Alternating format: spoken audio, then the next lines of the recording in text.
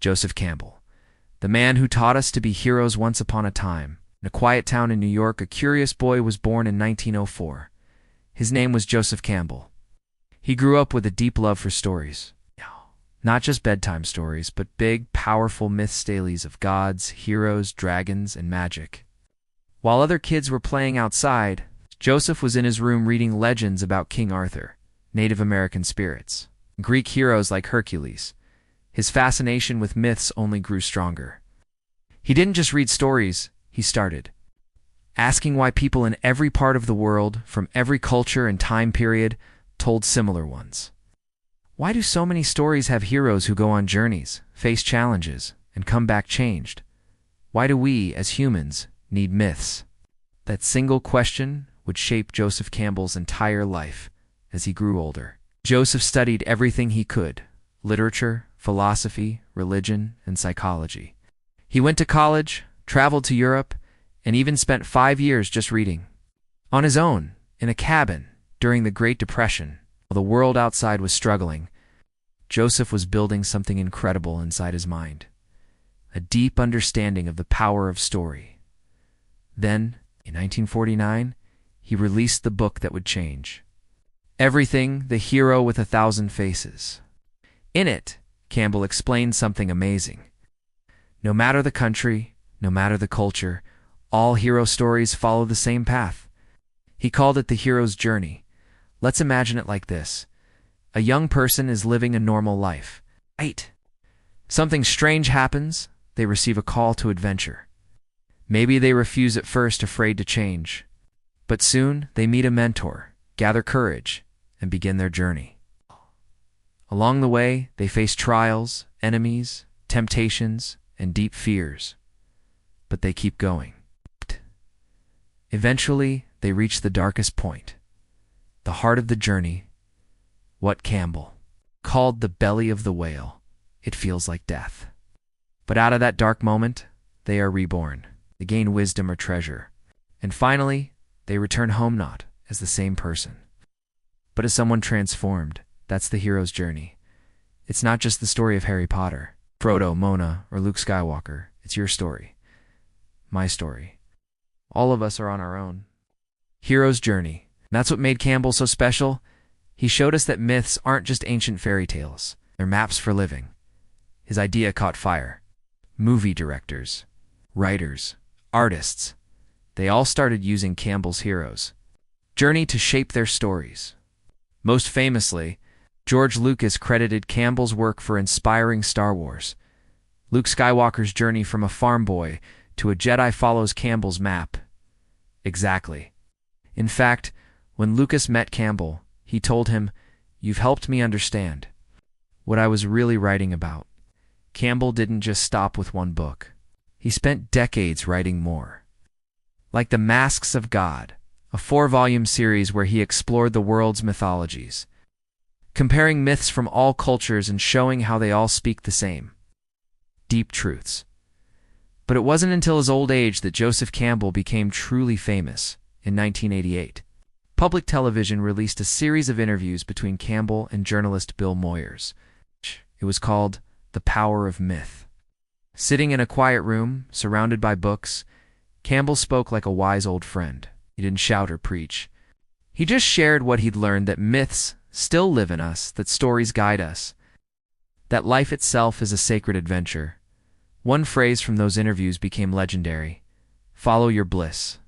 But Campbell didn't mean to just chase pleasure or do whatever feels good. What he meant was, listen to your heart. Pay attention to what excites you deeply, what fills you with energy, what makes time disappear when you do it, when you follow.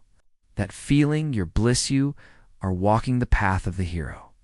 You're doing what you're meant to do. And even though it's not easy, even though you'll face challenges, the world will open doors for you. Campbell believed that we each have a purpose. Myths help us find it. They show us how to be brave, how to suffer with meaning, and how to live fully. When you feel lost, confused, or broken, myths remind you that others have been there too, and that the journey continues. His books can be hard to read, full of complex ideas. But behind all the big words, the message is simple. Life is an adventure. You are the hero. Your pain has meaning. Your journey matters, Joseph. Campbell passed away in 1987, but his wisdom still echoes through our books, movies, and hearts. His life itself was a hero's journey from curious child to seeker to wise guide. He followed his bliss. And because he did, millions of people now see their lives in a new light. So, the next time you feel like you're stuck, afraid, or alone, remember Campbell's message. The treasure you're searching for is hidden in the cave you fear to enter.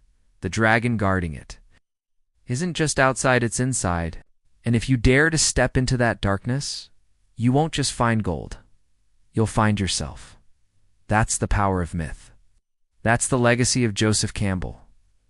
And so Joseph Campbell's journey continued, weaving together curiosity, discovery, and meaning. But what do his ideas really mean to us today? What lessons can we take from his life and works? Imagine you're standing at a crossroads, feeling that tingle in your gut that something more is possible. You don't know what comes. Next two may not even know what to call it, but you feel restless. That's your call to adventure, exactly how Campbell described it. Life is full of these calls. To a new job, a bold creative project, an unexpected relationship, or even a silent moment that stirs something deep within. The big question isn't whether you feel the call, it's whether you choose to follow. Now, picture this. Someone leans in and says, "This path is yours. Walk it." That's the role of the mentor. In Joseph Campbell's life, mentors came in the form of art, books, friends, experiences, the stories he devoured, and the lives he observed. Over time, Campbell himself became the mentor for millions. He did that quietly. Through the pages of his books and the simplicity of his message, people are meant to find and follow their own bliss. And with each step, the trials, the moments when your confidence wavers, you remember what Campbell said, myths don't lie. They show us that every hero faces suffering. But the suffering isn't pointless. It's the forge of transformation. The dragon we fight is always real, but it's not just outside us. It's inside. It's all the doubt, fear, grief, and insecurity we carry. When we face it, we come out stronger. Of course, Campbell wasn't just a cheerleader for chasing dreams. He knew bliss alone isn't enough. The hero's journey asks us to return to bring something back to share with the world. It's not enough to chase what excites us. We must transform it into something that serves, that heals, that connects us with others. The hero doesn't just change on the mountain, they come down and change the village too. Let that sink in. Campbell's idea wasn't about relentless self-pursuit. It was about purposeful self-transformation. His message rings loud today. We're not here to drift. We're here to become. And don't think these words are abstract, they're practical. Think about Star Wars. It's not just a space saga. It's a mythic map. Luke doesn't save the galaxy alone. He grows, he learns, he fails. He is tempted. Then he brings balance not just to the Force, but to himself and the relationships around him. That's why viewers respond. Because we see our souls in his. It's Campbell magic. I want to tell you something else. Joseph Campbell's life mirrors his myth. He followed a winding path. Fascinated child, scholarly traveler, humble teacher, reluctant hero in his own right. He didn't publish Masks of God until middle age. Didn't explode into fame until he was in his 80s, in the quiet of a PBS studio talking to Bill Moyers. He lived ordinary years filled with extraordinary questions. He proved it's never too late to answer your own call. In his conversations with Moyers, Campbell said something simple yet revolutionary. Follow your bliss. That two-word phrase felt like lightning. Didn't mean to chase comfort. Meant to let inner passion guide you through trials, even if the world around you resists or scorns. It meant to trust the path over the map. The sparkle in your eyes, the fire in your chest, that is your compass. So is it reckless? Some said so. People thought Campbell's ideas were theatrical, old-fashioned, maybe even naive.